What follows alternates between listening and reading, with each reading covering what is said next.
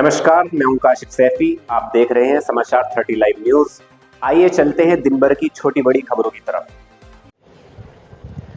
Osawa Punjab national bank में सुमित गुप्ता द्वारा ठगी।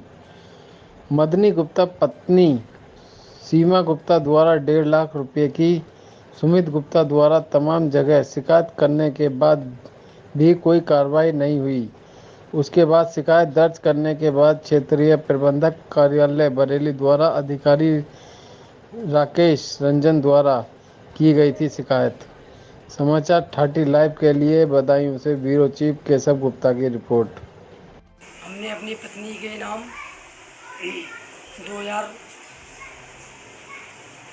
प्रधानमंत्री सुरक्षा योजना के अंतर्गत 10 लाख के लोन का आवेदन किया था लोह कला व्यापार के लिए। उससे हमारी फाइल को वहाँ से सेंक्शन होने के बाद में हमारी फाइल को मंजूर किया गया।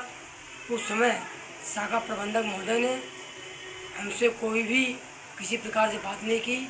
जो भी शाखा प्रबंधक महोदय ने डॉक्यूमेंट मांगे वो हमें सब डॉक्यूमेंट उपलब्ध कराए। हमारा लोन मंजूर हुआ। 6 लाख का टर्म लोन, 4 लाख की सीसी का पैसा हमने निकाल लिया। टर्म लोन का पैसा निकाल लिया हमने, सीसी का पैसा रोक दिया हमारा।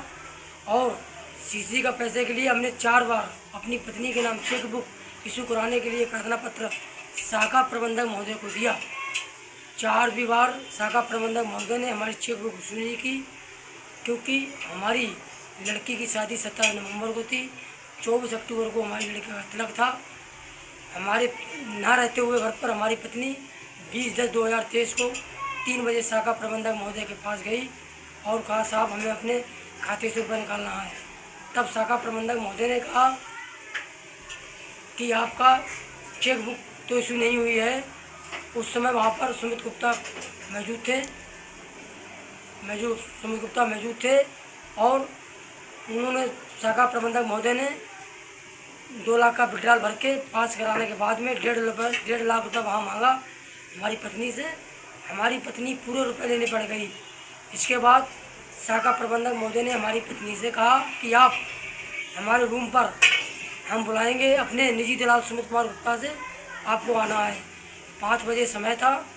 हमारी पत्नी को उनका निजी दलाल सुमित कुमार गुप्ता लिवाने आया और हमारी पत्नी अपने बड़े बेटे को साथ लेकर उनके रूम पर गई। उस समय उनका निजी दलाल सुमित कुमार कौशल वहाँ कमरे पे मौजूद था और शाखा प्रबंधक महोदय थे और हमारा बेटा साथ में गया था। हमारे बेटे से शाखा प्रबंधक महोदय ने मोबाइल छीन लिया और उससे गंदी गंदी गालियाँ दी और हमारी पत्नी को अपशब्द भाषा का प्रयोग किया, हाथ पकड़ के खींचा और उन्होंने शाखा प्रबंधक महोदय ने रुपये छीन लिए।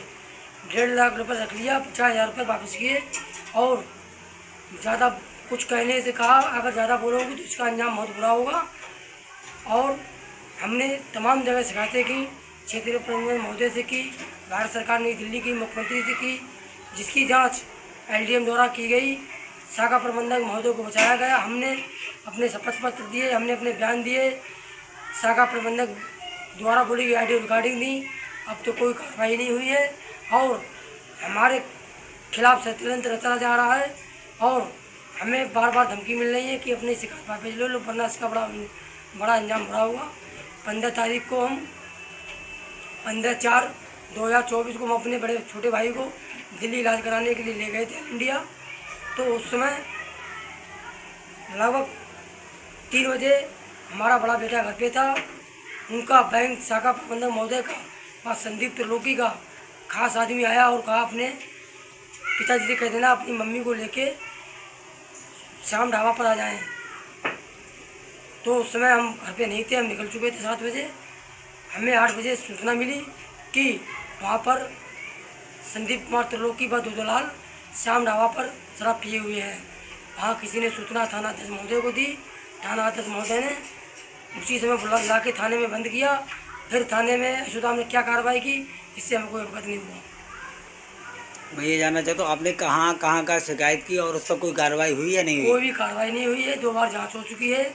शाखा प्रबंधक महोदय को बचाया जा रहा है और हम पर उल्टा प्रेशर बनाया जा रहा है कि अपनी शिकायत वापस ले लो, नहीं तो इसका अंजाम बहुत बुरा होगा।